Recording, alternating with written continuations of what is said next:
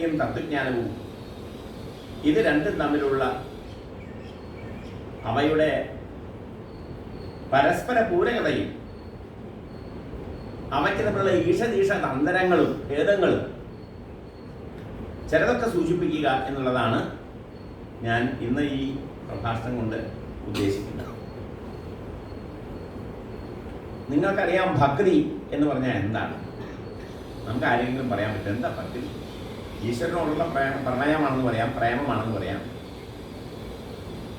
അതൊരു ചിത്തവികാരമാണെന്ന് നമുക്ക് പറയാം.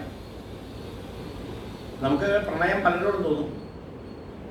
ഭാര്യയോടുണ്ട്, മക്കളോടുണ്ട്, സുഹൃത്തുക്കളോടുണ്ട്. ഇതൊക്കെ പ്രണയമാണ്, ഇതൊക്കെ പ്രേമമാണ്. ഈ ഇങ്ങനെ പലതരം പ്രേമങ്ങളിൽ ഒരു പ്രേമം മാത്രമാണ് ഭഗവത് വിഷയകമായ പ്രേമം. ഭഗവത് രതി എന്നാണ് അതിനെ ശാസ്ത്രകാരന്മാരൊക്കെ പറയുന്നത്. ഇത് വേദാന്ത പണ്ഡിതന്മാരിൽ, വേദാന്ത ശാസ്ത്രകാരന്മാരിൽ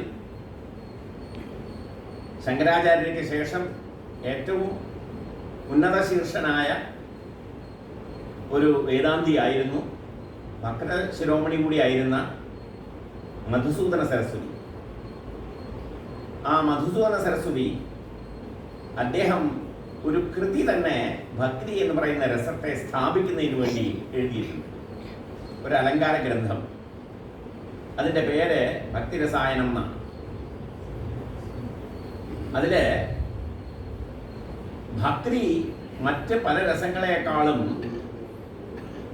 അദ്വിതീയമായ ഒരു അനുഭവമാണെന്നും ഭക്തിയുടെ പ്രകാശത്തിലാണ് മറ്റെല്ലാ രസങ്ങളും പ്രകാശിക്കുന്നതെന്നുമാണ് അദ്ദേഹത്തിൻ്റെ സിദ്ധാന്തം. അദ്ദേഹം പറയുന്നത് ശൃംഗാരാദിഭ്യോ ഭഗവദ്രതി ഖദ്യോദേഭ്യ ആദിത്യ പ്രഭവേവ ബലവത്തര എന്നാണ്. എങ്ങനെയാണോ സൂര്യന്റെ പ്രകാശം, ആ പ്രകാശം പോലെയാണ് ആദിത്യ ബിംബത്തിന്റെ പ്രകാശം പോലെയാണ് ഭക്തിയുടെ പ്രകാശം.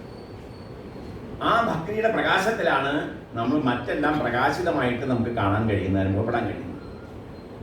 മറ്റ് രസങ്ങളൊക്കെ വെറും മിന്നാമിനുങ്ങിന്റെ പ്രകാശമേ ഉള്ളൂ എന്നാണ്. ഖദ്യോതങ്ങൾ, സംസ്കൃതത്തിൽ ഖദ്യോതം എന്ന് പറഞ്ഞാൽ മിന്നാമിനുങ്ങാണ്.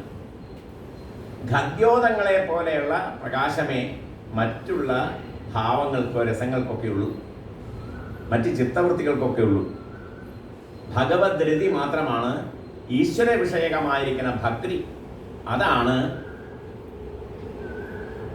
ശാശ്വതമായ രസം എന്നാണ് മധുസൂദന സരസ്വതി തൻ്റെ അലങ്കാര ശാസ്ത്രകൃതിയിൽ കൂടെ സ്ഥാപിക്കുന്നത്. ഇവിടെ ഈ വ്യാസമഹർഷിയുടെ ഈ മഹാപുരാണം, ഭാഗവത പുരാണം, ഇത് ഭക്തി സ്ഥാപിക്കുന്നതിന് വേണ്ടി എഴുതിയ ഒന്നാണ്. ഭക്തി സ്ഥാപിക്കുക എന്നുള്ളത് മാത്രമല്ല, ഭക്തിയാണ് മുക്തിയുടെയും മീതെ എന്ന് സ്ഥാപിക്കാൻ വേണ്ടി എഴുതിയിട്ടുള്ളത്.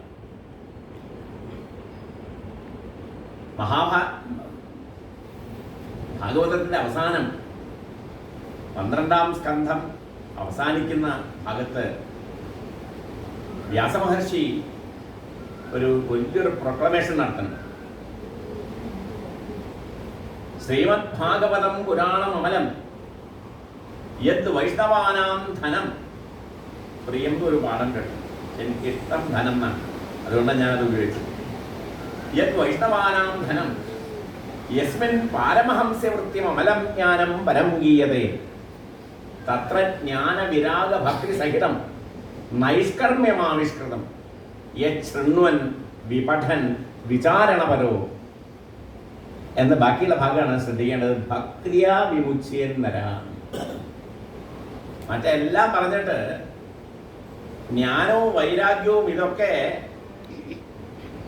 അല്പകോടിയിലേക്ക് പെടുത്തിയിട്ട് പ്രധാന കോടി, അതായത് നേരിട്ട് മോക്ഷം ഏതിൽ നിന്നുണ്ടാകുന്നു എന്നുള്ളതിന് ഭക്തിയാ വിമുച്യേന്നര, ഭക്തി കൊണ്ടാണ് മുക്തി ഉണ്ടാകുന്നത് എന്ന് ഭാഗവതകാരൻ പറയും. അപ്പം അതുകൊണ്ട് വളരെ ക്ലിയറാണ്, ഭക്തിയാണ് പ്രധാനമായിട്ടുള്ള രസം. അത് സ്ഥാപിക്കുന്നതിന് വേണ്ടിയാണ്. നിങ്ങൾക്കറിയാം, ഭാഗവതപുരത്തിൻ്റെ മാഹാത്മ്യമൊക്കെ വായിക്കൽ ഇന്നലെ കഴിഞ്ഞിട്ടുണ്ട്. ആ മാഹാത്മ്യത്തിൽ വളരെ നീണ്ട് ഈ ഭക്തിയുടെ ചർച്ചകളൊക്കെ അതിലുണ്ട്. അതിനു മുമ്പ്, ആ ചർച്ച എഴുതുന്നതിന് മുമ്പ്, ഈ പത്മപുരാണം എഴുതിയ ആളും വ്യാസൻ തന്നെയാണ്. വ്യാസമഹർഷി ഈ ബ്രഹ്മസൂത്രം പോലെയുള്ളതായിരിക്കുന്ന എത്രയോ വേദാന്തത്തിന്റെ കുലകൂടസ്ഥമായ ഒരു കൃതി എന്നാണ് പറയുന്നത്. വളരെ ആധികാരികമായ ശങ്കരാചാര്യരെ പോലെയുള്ള വലിയൊരു മനീഷി ആണ് അതിന് വ്യാഖ്യാനിക്കാനുള്ള ധൈര്യം കാണിച്ചത്. അത്രയും കടുകട്ടിയായ ഒരു ശാസ്ത്രകൃതിയാണ് ബ്രഹ്മസൂത്രം. ആ ബ്രഹ്മസൂത്രം മുതലായിട്ടുള്ള വേദാന്തത്തിന്റെ അങ്ങേയറ്റത്തെ കൃതികൾ എഴുതുക.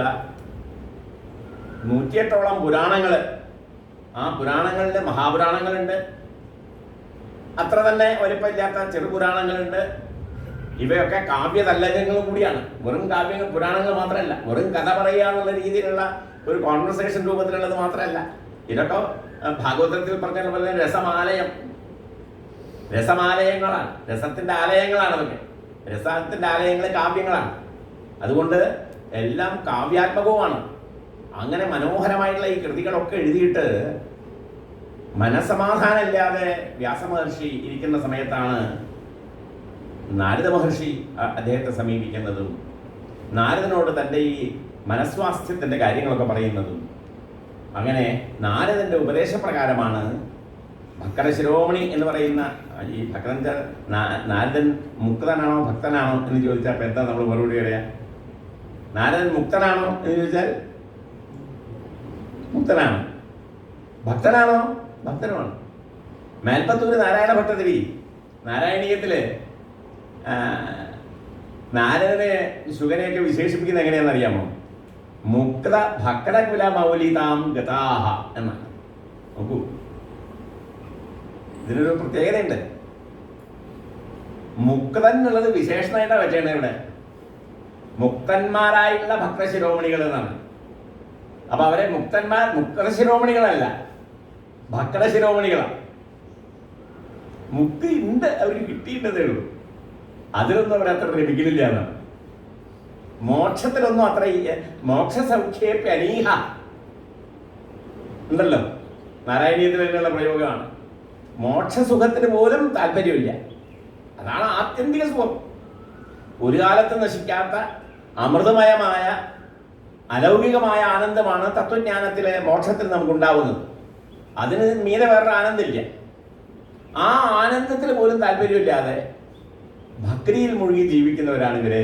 വെച്ചാൽ ഈ തത്വജ്ഞാനത്തിന്റെ ആ ആനന്ദം എന്താണോ, ആ ആനന്ദത്തിൻ്റെയൊക്കെ വളരെ വലിയൊരു ആനന്ദമായിട്ടാണ് ഭക്തിയെ അവർ കൊണ്ടാടുന്നത്. അപ്പൊ ശുഗൻ, നാരദൻ, മാർക്കണ്ഡേയ മുനിയെ പോലെയുള്ള ആളുകൾ ഇങ്ങനെ ഭാഗവതത്തിൽ നോക്കിയാൽ എത്ര ഇന്ന് ഒരു ദിവസം പറഞ്ഞാൽ തീരില്ല, അത്രയധികം കഥാപാത്രങ്ങളാണ് അങ്ങനെയുള്ള ആളുകൾ. അപ്പൊ ഇവിടെ ഈ ഭക്തിയെ കുറിച്ചാണല്ലോ നമ്മൾ സംസാരിക്കുന്നത്. ഈ ഭക്തിയെ സ്ഥാപിച്ചെടുക്കാൻ വേണ്ടിയാണ്. അപ്പോൾ ഈ വ്യാസമഹർഷി ബ്രഹ്മസൂത്രം എഴുതിയെന്ന് ഞാൻ പറയണ്ടായി. ബ്രഹ്മസൂത്രത്തെ വിട്ടുകൊണ്ട് അതിൻ്റെ മീതൊന്ന് പറയാനുണ്ടോ? ഇതും നമ്മൾ ചർച്ച ചെയ്യേണ്ട ഒരു വിഷയമാണ്. ബ്രഹ്മസൂത്രത്തിൽ നിന്ന് മീതെ അതിന് വിട്ട് അതിൽ പറയാത്ത, ഇല്ലെങ്കിൽ അതിനേക്കാളും ശരിയായിട്ടുള്ള, അതിനേക്കാളും താത്വികമായ ഒരു കാര്യം അതിൻ്റെ മീതെ പറയാൻ ഇനി ഉണ്ടോ എന്ന് വെച്ചാൽ ഉണ്ട് എന്നാണ്. അതിനു വേണ്ടിയാണ് ബ്രഹ്മസൂത്രത്തിന് ഒരു ഭാഷ്യം കാവ്യരൂപത്തില്, കവിതയുടെ രൂപത്തില് ഭാഗവതം രചിച്ചത്. ബ്രഹ്മസൂത്രത്തിൻ്റെ ഭാഷ്യയാണ്. പക്ഷേ അവിടെ അവലംബിച്ചിട്ടുള്ളത് മുഴുവൻ മറ്റൊരു ശാസ്ത്രമാണ്. അത് നാരദൻ്റെ ഭക്തിസൂത്രമാണ്. നാരദൻ്റെ ഭക്തിയെ ശാസ്ത്രീയമായിട്ട് സ്ഥാപിച്ചെടുത്ത രണ്ട് പ്രഗത്ഭരായ ആചാര്യന്മാരുണ്ട്. ഒന്ന് നാരദ ഭക്തിസൂത്രം എന്ന് പറയുന്നത് ശാണ്ഡില്യൻ എന്ന് പറയുന്ന ഒരാചാര്യൻ്റെ, ഇത് രണ്ടും ഇവിടെ റെഫറൻസ് ഒക്കെ വരും. അപ്പം ഇങ്ങനെ ഈ രണ്ട് ആചാര്യന്മാർ